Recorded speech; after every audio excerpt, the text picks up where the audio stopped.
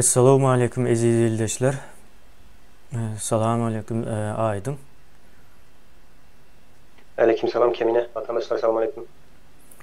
E, Aydın, Ee, biz geçenleme deyiptik yine o kurucu hükümetin kabineti bolmalı dedik. Yine şu kabinet hakkında biraz malumat verel ve nahiyle o adamlar buna koşulup biler. Yani en esası neme şu.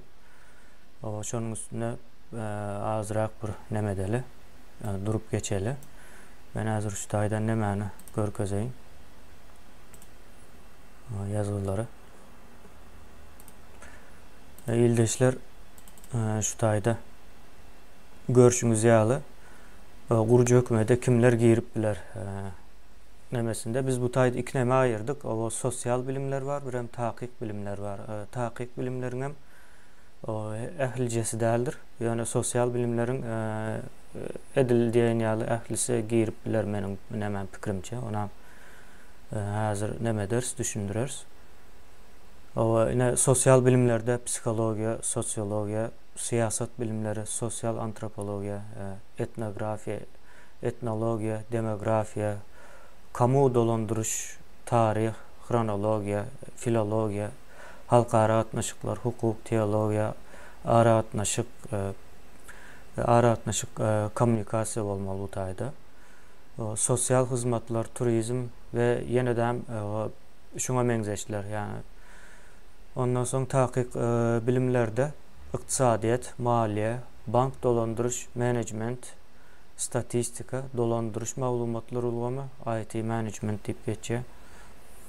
Sağlık bilimleri, hocalık, mağdan injinerliği, şehirçilik, daşkı guruşağı injinerliği ve şuna benzeşler. Yani bu tayda iyilleşler yani molimçilik bolsadan bolyandır. Biz onu yürüyüt ayratın almadık molimçilik deyip bu bölümler ya da uğurlar. Hem molimçiliğin bolup bilye ya da dinece uğuran bolup bilye. Nemede tapağıdı yok. Bizim nememize göre hazırlıkça. Şöyle yal bir neme geldik. Ya indi iyilleşler ne için yine şu uğurlar gerek esasen kurucu hükümet için diyen sonra o cevap vermeliğine.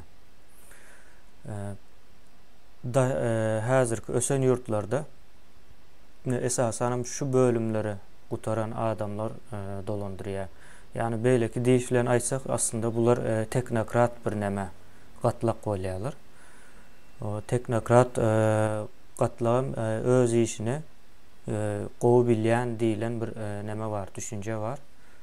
Yani işi bilen adama iş vermek deyilen mani vardı. Indi bir devleti, yurdu, cemiyeti dolandırmak için şunun devamlılığını getirmek için yine şu nemeler hükman suratta mühimdir. Yani yine şu sosyal bilimlerde esasen fikir derecesinde neme olya. Bir giyinişleyin seyredip bilye de görüp bilye. Şunun yağlı adamlar yetişiyor yani bu tayda. Tahkik bilimlerde olsa esasen o nahil değil yani o statistik taydan yani gerekli yani ele geçen sağ tarafından yeniden şuna benzeş nemelerden yani uğur alıp edilmeli işler var da devlet dolandırıcısında. Esasen yine bu tayda iktisadiyet ve bank dolandırıcı bir hocalık ondan sonra yani daşkı guruşağı şehir bu işler için hem tahkik bilimlerin nemeleri gerek, malumatları gerek, şu zatları doğru oturtmak için. Yine şunun yağlı biz kan uzadıp duracak değil, bir en köp 20 minuda yetecek şekilde edip çıkış etmekçi. O aydın. Ben şunu yağlı iskaydıp aydıp verdim. Böyle yenen bir sapar salam vatandaşlar. Indi berde önkü sapar Kemine şonu ekrana çıkarıp biliyormuş bu vurucu hükmedin ya da vatlayın hükmedin vazifeleri vardır. Yerine getirmeli işleri değil.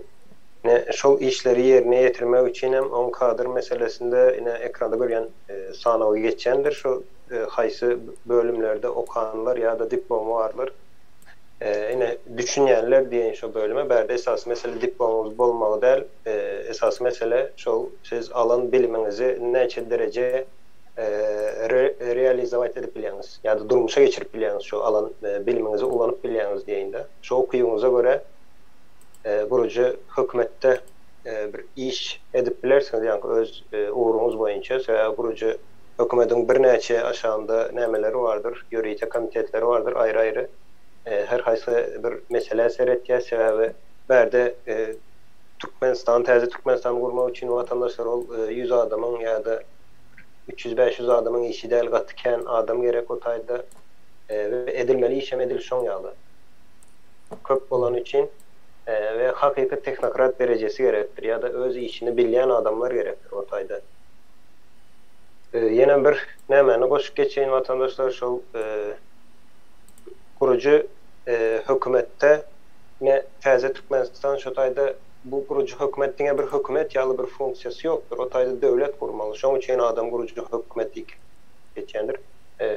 Döwletimiz öňe bolmady, şu taýda gurulmady döwlet guruluşy. Döwlet diýip ýöne at berdik biz şoňa. Ýöne hiç bir nämesi ýok, işlemeýär şoň. Onu ine şu taýdan görüp bilersi, ýöne bir zat bar da biz işlän wagty ýa kanunçylyk bolsun, beýlikçi bolsun, ya da yine şu ekranda bundan öňkü berilen çıkışlar vardı. Şolam kanunçylygy var, beýlik meseleler var, bir topar maglumatlar okulya öğrenilýär, soň öz ýagdaýymyza, ýani Türkmenistanyň ýagdaýyna edilmeli işlere göre biz şolary ýanky bir-biriniň izinden gelen izi giderligini tertibini düzüp soňra ekrana berilýär da ýuwaş-ýuwaş. Ine şol işleri eden watandaşlar bizim iň kynçylyk çekýän yerimiz dil meselesidir. Hatta geçen näme var? Yani men aýçap bilen zadym watandaşlar içinizde Türkmen dilini hakyky yani goşant goşup bilýän men Türkmen dilini bilýän, diňe Türkmen dilini bilmek bilen olmaýar. Tarih, edebiyat, söz atlaran bilmeli ve biz Türkmen dilimizi birazcık güýçlendirmeli diýip pikir edýän. Ine ýöne bir zat var, vezipe sözü. Rusçası должность diýilýär da. Ýöne должностy türkmençe çeviren wagtyň näme bolýar? Vezipe bolýar. Ýöne aslında vezipe sözüniň manysy başga bir zatdyr. Näme üçin biz 30 ýyldan beri vezipe diýip gelýäs şoňa? Oň başga manysy bar. Ya men ýalňyş aýdýarmyň kemine? Asıl manysy o edil häzir Türkmenistanda ulanýan ýani bir ministr bolsaň ýa-da bir başlyk bolsaň, o şoňa vezipe diýip näme berilýär. Şu başta kemine sözü yine vezipe diýilýär. Kim aýdaly? O hocalyk ministr vezipesi. O hocalyk ministr vezipesi däl. O hocalyk ministr makam diýilýär-de. Nämesi? O makamdyr. Ýöne vezipeler näme? O hojalygy näme bolsun, östürmek bolsun, o hojalygyny giň işletmek, şoň ýaly bir topar vezipeleri başgadyr. Ýöne o eýleýän vezipesine vezipe diýilýär-de watandaşlar. Ine kynçylyk çekýän ýerlerimiz ine şu taýlarda da gatykän bolýar dil meselesinde. Ya da doğru sözü şu taýda tapyp goýulmasa, hemişe iş edilen wagty islendik bir işte birinji nowatda problemaň ady goýulýandyr. Ýani problema diýende bir näme problema däldir. İslendik bir zat ediljek iş ýa-da islendik bir işlik ýa-da bir at bolsun, şoň ady goýulýar. Birinji nowatda ady goýulýar, sebäbi şu ady dogry goýan wagtyň şu zat dogry işläp bilýär-de. Näme üçin bizde 30 ýyldan beri ýalňyş gelýär we hiç kim çykyp hiç zat aýdan ok. Dilçilerimiz yok. Näme üçin çykyp aýdan oklar? Vezipe sözüniň asyl manysy näme? Ulanylýan ýeri näme? Ol ýöne dilde aýdanda ine sen çaýa süýt diýip gelýäňde, 30 ýyldan beri süýt diýip gelýäňde. Yani on yazat yok, o vezipe sözü başka nämesi var. Ve şoň işlik şekli vardır, işlik görünüşü vardır. Yankı vezipelendirmek, vezipelendirildi. Şu sözler Türkmençede yanlış many berýän ekende. Sebäbi bir yerde yazıp olan sonundan yanlışlığını aýtdylar da şu zatlaryň. Şoň üçin aramyza dilçilerimizler içinizde bar bolsa, ine şu bölümleri gutaranlar bar bolsa, yankı kiminen nomeram bardyr, mail adreslerim bardyr. Video aşağında, her video aşağında durýar. Ne şu taýdan habarlaşyp bilersiňiz, öz goşandyňyzy goşup bilersiňiz watandaşlar. Indi bu guruju hökümet meselesi barada. Indi beýleki adam ine bardy geldi, men ine diplomam ýok, ýene ýok, ýöne täze Türkmenistana men şu täze Türkmenistany gurmakdan men bir goşandym bolsun diýenlere ine öňem biz näme üçin onluklar hereket toparlary, onluk sistemalar ýa-da ine şolar näme üçin gurulmaýar watandaşlar. Täze Türkmenistany gurmak her bir watandaşyň borjudur, wezipesidir. Elinden gelen işe göre. Yine vezipe sözü geldi. Vatandaşlar yine şol bizim vezipemiz. Ona yine daşarı yurttan, daşardan kömek etseler diýilýän bir düşünjeni ýöneköy onu düşündürüşüne geçeyin vatandaşlar. Daşarı yurttan biri sen içerki siyasatyna goşulýan bolsa daşarı yurttan kömek näme üçin soraýas? Bizim üstümizde daşardan düşman çözdymi?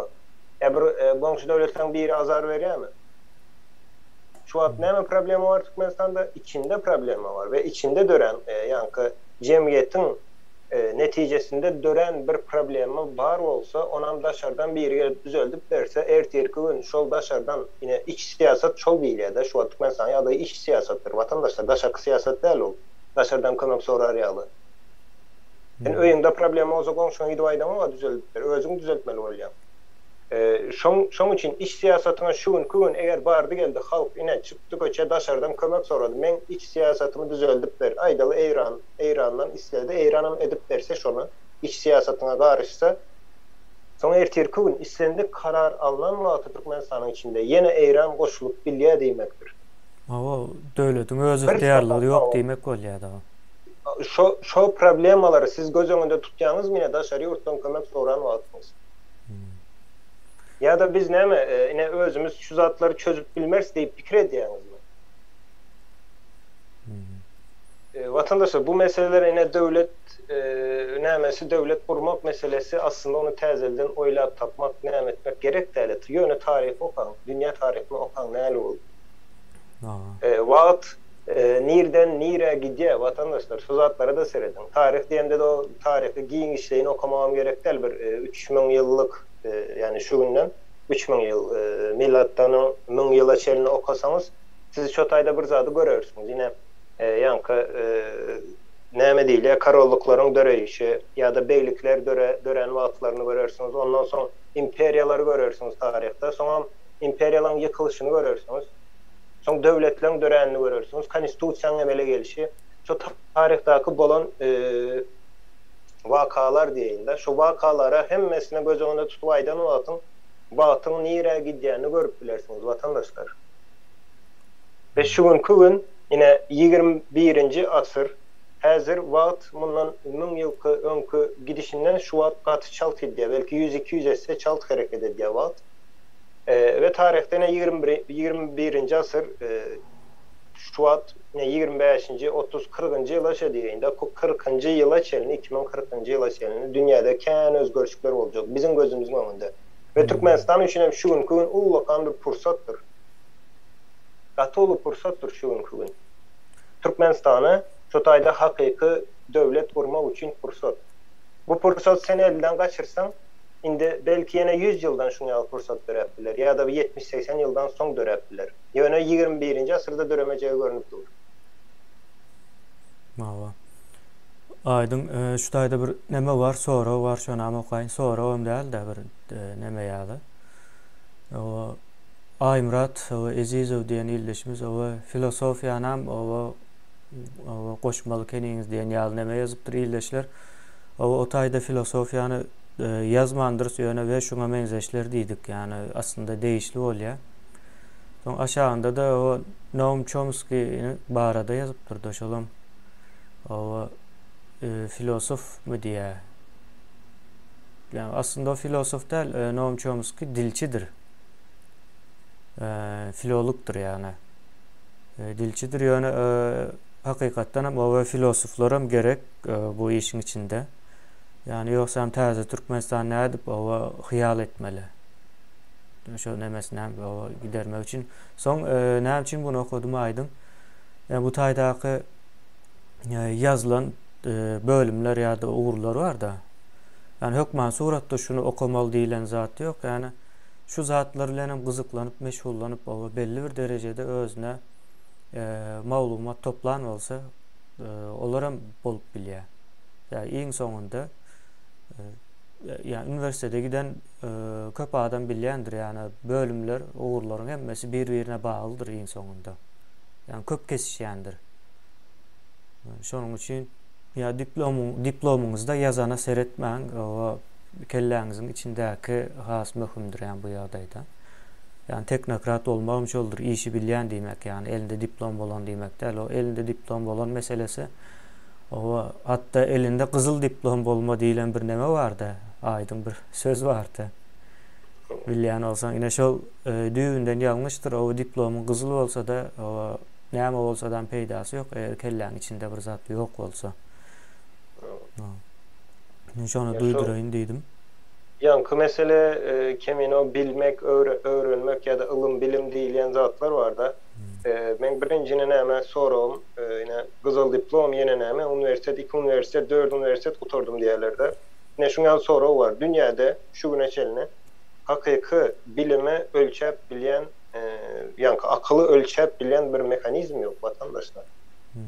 İstendik döwletiň egzamin sistemasy bolsun, bilim derejesini ölçeýän sistemalar bolsun, şolaryň hiç gaýsy yankı doğulu kämilleşen derecede bilimi, ılımı ölçäp bilýän däldir vatandaşlar. Onda sen o taýda alan bakan doğru ölçenmeyen olsa näme göre gyzyl diplom alyp bilýän. Mava. Iň esasy sen ukybyň, ýani edip bilýän işiňdir. Yani diplomunda üçlük var, ikilik var, o zatlar hiç zat. Mava. Şol neme doğru aýdyşyň, neme adalatly ölçemeýärdi. Yani ölçeýär, bir zatlar ölçeýär, ýöne o beren formaty hemmekim üçin adalatly bolman bilýär da. Bir adam ýazmakda gowy bolýar, beýlik test çözmekde gowy bolýar. Ýene ona seljermek kynrak bolmaly. Onuň üçin adalatly bir sistema da ýok we dogry nä derejede dogry ölçäp ölçemediğine aýdýan adam ýok da. O näme girýär, ine filosofiýa diýdiler. Kimde Sokrates'in ideallar dünyası diýilen bir neme var da. Şoňa girýär, yani bir ideal bir ölçeýän bir neme ýokdur, mümkin dälse bir idealy tapmak mümkin däl diýilen bir neme var, düşünje de var. Ya şonuň ýaly ildeşlerine gördüňiz, yani biz bunu iň soňda ýa-ni aýdyň aýdýaly bir döwlet gurma nemesine getirjek bolýar. Yani hökümet bolmaly, hökümet döwletiň bir bölejidir, kijijek bir bölüdir. Meselem aýdaly döwlet 30 bölekden ýa-da 40 bölekden durýan bolsa, aýry-aýry guramalardan, hökümet hem şo guramalaryň diňe birije beýleklerden tapawutly bolup saýlanyp gelýär. Yani halk tarapyndan saýlanyp gelinýär. Şonuň üçin hem köplenç o öň planda duran ýalakdyr, ýöne asyl işi eden o döwletiň öz guruluşlarydyr. Öz guruluşlary bolýar. Onda aýdarsyňyz hökümet näme aýry onda diýip. Hökümetiň hem gerekli yerler var. Yeri gelende jemgyýeti canly tutýar. Yeri gelende daşary ýurtlar bilen bolan gatnaşyklaryny näme dip bilýär, üýtgedip bir hili aktivni nämäni berýär da bu taýda hökümet. Yani şol wagtyň özünde de ine hökümet yani döwlet hem eline geçirip bilýän eken gördük. Yani Türkmenistan 30 ýyldan bäri döwlet hökümetiň elinde, yani gaty gynançly ýagdaý, yani gülüp ağlamaly bir derejedäki ýagdaý. Yani şoňa indi bundan soň pursat bermeli däl. Daş töreňizde de bolsa şu iş bilen gyzyklanjak ýa-da şu işi başarar diýen adamlaryňyz, o eşitmedik adamlar bolsa da olara da hökmän suratda habar berin. Soň ýankı aýdan nemesi var, ine bu biz bilmeýäs, ýöne bir zatlar etmek isleýäs diýilen neme çykýar da, düşünje köp çykýar. Ýani aýdyň ama aýtdy, menem täzele gaýtalap bereýin, puhtalansyn diýip. Ýani onluklar ine nahil diýeli, onluklar edip bilmejek adam ýok da. Yani 2-3 tane, 4 tane iň ýakyndaky adamlar bir ara gelip şu meseleler arada gürleşip ve yayratmak, yani iň gowy iş miken diýen. Yani şolar etmese, barur hökümet gurulsa da peýdasy ýok da. Yani şolar şo işi etmese, başarmasa, gurulan hökümet gurulan ýerinde galy aýmal bolar. Ha? Şoňaly. O kemine, soňam men hemen aýtjaktym. Şol döwletde ine Türkmenistanda ine hökümet döwleti ele geçirdimi ýa-da kemine men pikirim ço taýda döwlet gurulmady. Sebebi ya da şu hükümete devlet deyip düşündüler de adamlar sebebi tarihimize seyreden vaktin nem var, hemen görüyoruz biz. Hakiki devlet kuruluşunu hiç açan görmendiriz de. Hiç açan görmendir. Devlet kuruluşunun ne yemediğini düşünmendir. Şunun için yine kebir sözler yok, kamu sözü yok, yani public sözü yok. Yine devlet diyez, devlete de hükümet deyip biliyez. Onu hatta vatandaşlar menine daşarda ya da men özümü aydayın, özümü men şu ikisini karıştırıp aydıp bilyendirin. Düşünýän zadyma devlettir, yani şuna hükümet deyip gidip bilyendirin. Yani çaltırak görülen var. Sebäbi istesem istemesem yankı bizim aklın aşağında sinizdirilen zat ol tarih boyunca. Yo hökümet işgär diýil ya mesela. Hökümetiň işgäri bolup bilmeýär-de. Hawa ine hökümeti işgäri diýen zat molim hökümetiň işgäri, bank hökümetiň işgäri on ýaly zat bolup bilmeýär. Mümkin de. Olam edil neme aydın aydyşyň ýaly gyzyl diploma meňzýär-de Türkmenistandaky döwletem. Şoňa meňzýär. Ýaly aydın owa başga düşünüklüm kan diýense kan bir neme temanyň daşyna çykmaly aýdyljak bolsa aýdylar ýani kan zat var. Yani aydyp bizden soňkulara bizden soňky 2-3 nesil aydyp gutarmaz bu 30 ýylda bolan wakany meniň pikirimçe. Vatandaşlar men näme aýdyp geçen işde şu gün pursat ýanky türkmen halky üçin dören bir pursatlar var da. Yine şu pursatları biz soradır vatandaşlar. Pursatı ulanyp bilýäsmi? Şonu bir halkın, devletin behbidine öwrüp bilýäsmi ýa-da bilemiz ok. Yine şu soraw var. Ýöneköy sorawdyr. Ertirki gün inanyň tarihde 100 ýyl geçer ýa-da 50 ýyl geçer şoňa çeline. Şondan soň tarihe yazılan wagty o taýda kemine ýa-da aydın ýa beýleki biri ine şu işi başarmadı ýa-da ine şu işi etjek boldy, o taýda bizim adymyz hiç ýyl geçmez. Tarihte şu zat geçer. 21-nji asyryň başynda ine Türkmen halky ýa-da jemgyýeti ine şuňa ýaly pursat elindeken şonu görüp bilmedik geçer. Mawa. Ine 91-nji ýylda 92-95 çelinede tarih şu döwürdäki bolan pursatlary ine häzir görüp bilýärse biz näle pursatlar bolupdyr şu wagt. Türkmenistanda döwlet gurmak üçin näle pursatlar bolupdyr. Ýöne bizim en atalarymız näme şu pursaty hiç kim hiç ýeli ünsörmendir de. Ine häzirem seretýän ölen maskalaryň ýarysy daşlarda ýarysy içeride okuw bilim hiç zat ýok. Olar şu wagt puşman edýändir ýöne bu aty izine döndürüp bolany, o izine gidip bolany, gidip şu wagta gidip düzeldip bolany. Ertirki gün bize mine şu çağalarymyzyň öňünde günäkär bolmamak üçin, o çağalarymyz sen men hiçsat etmedim diýeniň bilen o günäkärläp bilýär-de seni. Sebäbi sen borjuňa jogapkärçiligiň bar, her bir adamyň jogapkärçiligi bar özünden soň. Ýanky nesil we şoň ýaşap biler ýaly ýer şert döredip goýup gitmek vatandaşlar. Men ýene bir sapar gaýtylýan. Eger diňe jaý salyp bersem, garyn doýursam, çağa dowurdum, ýetişdirdim, oň ýaly däl. Onda bizim haýwandan näme tapawdymyz bar? Haýwanam çağa dowurýar, ýetişdirýär, şonu ulaltýar, awy öwretýär, soňra doýurýar.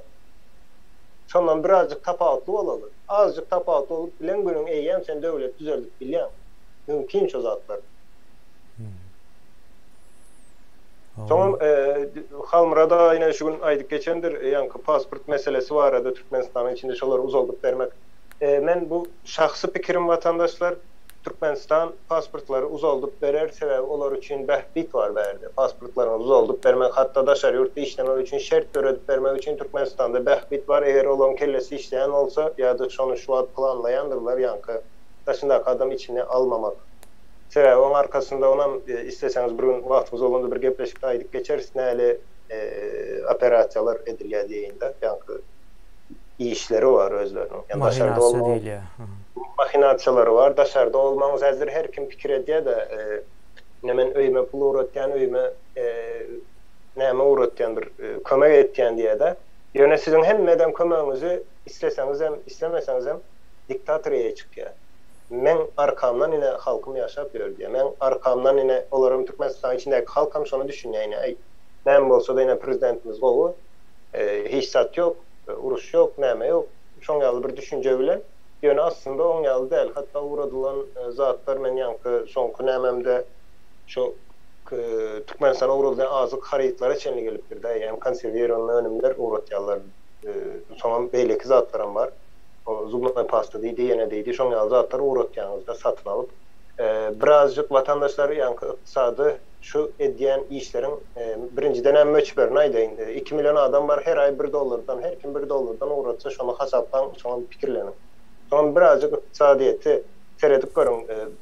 Daşary ýurtdan alan bir önümüňiziň katkı değer paýy diýip bir zat bardyr. Katkı değeri siz nire töleýäňiz? Katkı değer ol önümçülükdäki rashat däldir, başga bir zatdyr. Şonu nire töleýäňiz, näme töleýäňiz? Yine o zatlaran pikir edin. Yolların yapık olmağı, pasportlarını üçün etme, pasport meselesini Halmıra'da aýtdy. Şoňa Halmıra'da gelen maglumatdan ämede deputatlar toplanıp pasport meselesini çözmek barada yani çözmändirler hem. Şonu çözmek üçün işlejek diýip karar alypdyrlar. Indi deputat meni işlejek diýip karar alar, onu çözmek gerek de. Türkmenistan deputatlary. Pasport meselesi çözülüpdir, ýazılıdyr. Türkmenistan kanunçylygynda da pasportun özüne de yazılıptır. Yenem kanunda görkezilen iş edin siz onu çözülüptür eýen bir näçe ýyl öň çözülüp goýulupdyr. Hatta Türkmenistanyň içinde de onda näme üçin sen deputatlar olup toplanyp ýene şo meseleni çözmek üçin işlemeli diýip karar alýanyz. Bu näme bolupdylar? Aýdym men kän bir näme bularyň iş ediş usuly propagandadan başga bir zat däl bolmaly. Propaganda yani iş edilecek bolsa bu aýdylman edilmeli ve aslında bolmaly zat da bol. Pasportun nämesini açıp görün birinci sahypasynda. O birem soňky sahypasynda ýene şu pasport o Türkmenistanyň watandaşynyň nämesidir, o ýitiren ýagdaýynda ýene bir zat bolanda iň ýakyn o ilçihana ýa-da konsulluğa gelmelidir. Ýene bir zatlar ýazýar şo taýda.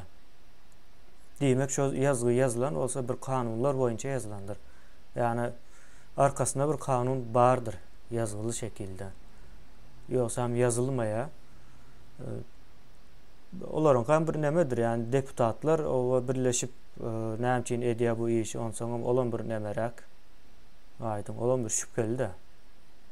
Şüpheli bolsa da indi kanun boýunça kemine şu wagtda Türkmenistan şu aýdaly şu oyun oynayan kanunçylygy diýende şol konstitusiýa boýunça da şu günkü deputatlaryň öz arasında bir karar alma hakları var. Yani o hakkı olan elinden alınan var. Şoň üçin şoňa oyun edýändirler ve pasport meselesi elbette düzeldilen ýagdaýynda, uzaldylan ýagdaýynda şu pasportlar Türkmenistanyň şu wagtda içindäki hökümede peýdalydyr, behbitlidir.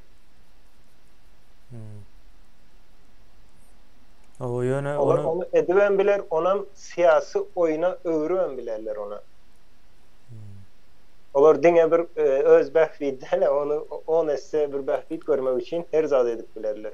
O ýollara näme de bu taýda diňe şu ýollar meselesine gelýärse ona aýdaly ine pasport meselesini açdyň arkasında ýollaryň açylyp açylmaly däligi nämesi ýatýarda. Bunda da iki san behbit var.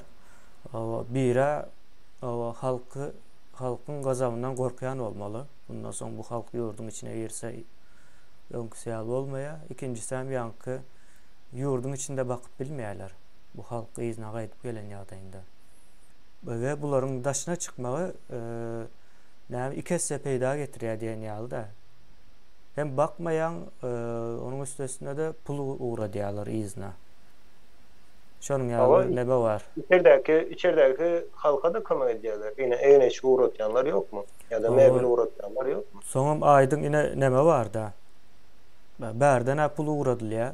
Bärden giden pul ýurdun içine barýa bir şekilde ýani transfer bolýar da barýa diýip aýtmaly. Transfer bolýar. Ýöne nagyt pul geçirilmeýärse, meselem diňe Türkiýeden her ay 200 milyon ýalyk bir pul gitmeli her ay. Uğradylýar da şonça pul.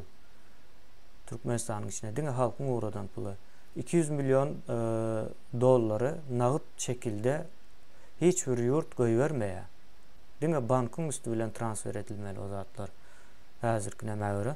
Ýöne diýmek bular ýurdun içindäki ýani döwlet pudaklaryna ýani gelýän puly bir şekilde Kara Bazar'a geçiriyorlar bular. O Kara Bazar'dan hem o halka veriyorlar. Yani yurdun daşından uğradılan pul geldi diyen yal edip son näme bolýar bu taýda yurdun yani pulunu daşına çıkarýarlar da aklaýarlar. Şonuň ýaly bir zat olmaly bu işin içinde. Aslında da kemine on ýaly näme dip bolan nokta sebäbi men ine özümen pul uğradan wagty ýanky eline bir ýazyp berýän nämesi bar. Gülkünç bir zat. Ol hiçkili dokument däldir vatandaşlar şu an amaýdaýyn. Sebäbi men onu nerden bilýän men ýanky universitetiň daşyndan şu finansy kurslara gatnaýatym da o taýda finansy ýa-da pul alış çalışında näle dokumentler ve şu dokumentin içinde näle guramaların adı geçmeli ya da näle belgiler bilen şonu berkitilýär da dokument original bolup bilýär. Ýöne olan berýäninde onu men aýdaýyn istendik bir ýanky fotokopiýaçy adam fotokopyadan çıkarıp berse, kserokopya diýilýär. Kserokopyadan çıkarıp berse ýene şo zat da şol hiç kili bir güýji ýok şu berýän dokumentin. Indi dokumentin güýji ýok bolsa şoň arkasynda pul $100, $200,000 tapaw ýok. Şo pul eýem illegal nämesine düşýär da. Yani näme diýilýär ona? Yasa dışı. Kanun dışı pul bolýar şo pul. O pula näme der? O yasalan pul der ýöne original pul bolsa da şoň güýji ýokdur. Sen şo pulu alıp eýen bir jaý satyn alyp bilmeýän, maşyn satyn alyp bilmeýän ýa-da hatta banka şonu eltip koyup bilmeyen bir banka oýanda da bir $5-6 geçse eltip koyup görjek bolun banka. Bizning soralarını görürsünüz ve cevap berip bilmersiniz. Şu soralara cevap tapıp bilmeýäňiz ýa jogaby ýok. Elinizdäki dokumentler ýalňyş emmese. Ýöne indi şo pullar hem daşary ýurtdan size uğradanyňyz bilen näle bolýar? Daşary ýurtda eýem o pul kanunyň esaslaryndaky pul däldir.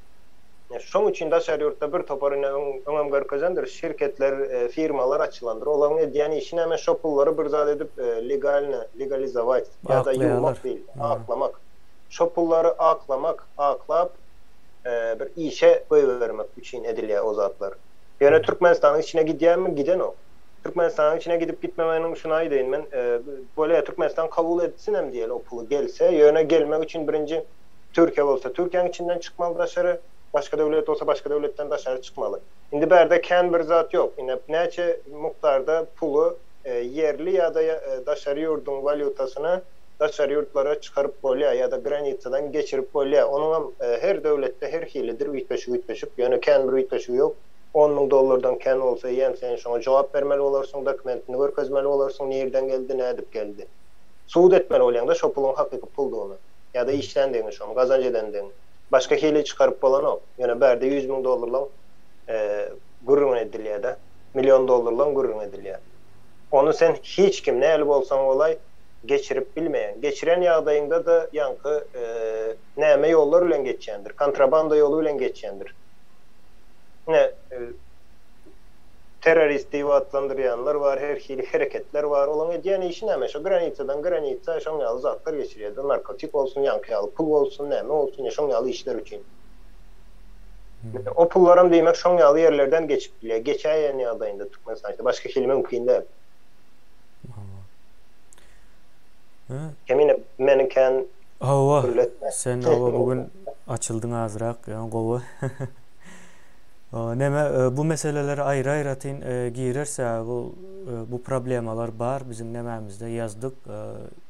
Aýratyn girerse ýani hem o taýdaky hökümetiň ýoklugyny, işlemeýänligini, ýalňyşlygyny hem nädip dogry işlemeli şo zatlar biz görkezmekçi ýakyn wagtlarda. Şonuň ýaly illeşler bu kanal täze kanal bolan üçin izarlaň, paýlaşyň beýleki tanış bilişleriniz bilen. Bu taýyň kontenti ýani gurucu hökümet ýani hökümet nemelere guruljak. Hökümet düşünjesi oturjak ýani hem siz bu taýdan tejribe gazanarsınız, ýani öwrenersiniz, görersiniz. Hem biz hem bu taýda tejribe gazanýas. Biz bu zatlar aýtmak üçin öňkü okan zatlarymyz hem ikinji ýezek okaýas da. Şonu aýtjak boldum men. Onda bu taýda utaraýal biz. Aýdym. Bolýar Kemine. Bolýar. Sağ olun vatandaşlar. Kemine sağ ol. Bolya, aziz yeldeşler, sağ olun.